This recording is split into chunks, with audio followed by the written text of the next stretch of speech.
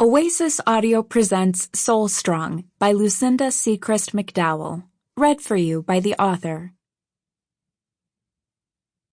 For daughters everywhere, especially Fiona and Maggie. That day I turned around, and life had flown, whilst chasing dreams and children, both stumbling and soaring in the search for holy significance. Compassionately rescued from despair, gifted with a grace that accepts and extends, encouraged and loved, discovering serenity in silence and strength in surrender.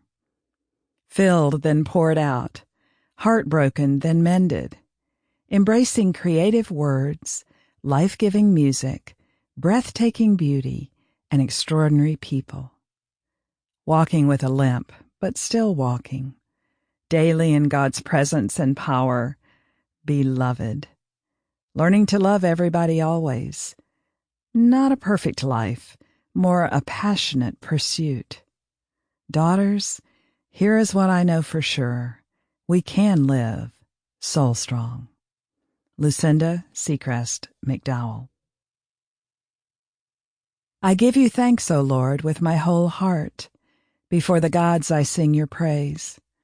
I bow down toward your holy temple and give thanks to your name for your steadfast love and your faithfulness. On the day I called, you answered me. My strength of soul you increased. Psalm 138, 1-3.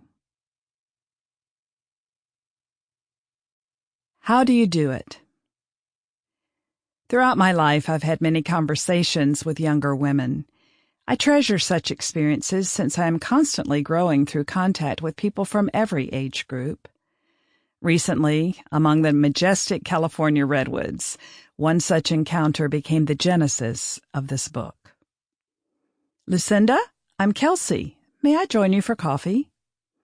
I looked up at the young woman and welcomed her to my little table next to a roaring fire in the retreat center's coffee shop. Sure. Thanks. I have so appreciated your teaching all week. I mean, especially about grace and stuff. This year, I've been using one of your devotional books too, and have learned a lot. Kelsey, thank you for taking time to tell me. Your words mean so much, more than you can imagine, I replied with a bright smile. Well, actually, I do have a question. Sure, anything. Her words tumbled out. How do you do it? Be strong and faithful, even when life goes crazy or you're exhausted and discouraged? How do you move beyond depression into hope? How do you keep going for years? Wow, what good questions, I replied, practically on automatic. I gulped, and there was a long period of silence as I inwardly processed her question. How do I do it? For heaven's sake, I don't even feel that I am doing it very well these days. Even this very minute, I'm struggling with exhaustion, insecurity, and the fear of becoming obsolete. Lord, how do I answer this lovely young woman in a life-giving manner? I took a deep breath.